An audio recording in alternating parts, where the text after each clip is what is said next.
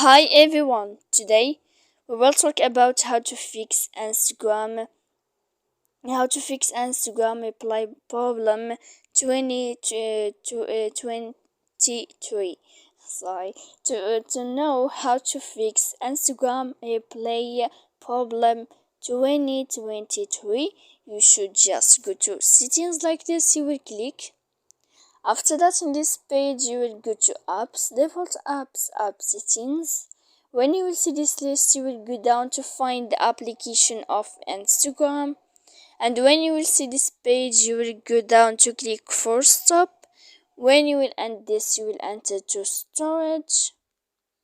After that, in this page, you will click clear cache. And then you will click clear data. And after all that, you can update your application. So please don't forget to support us by like and subscribe. See you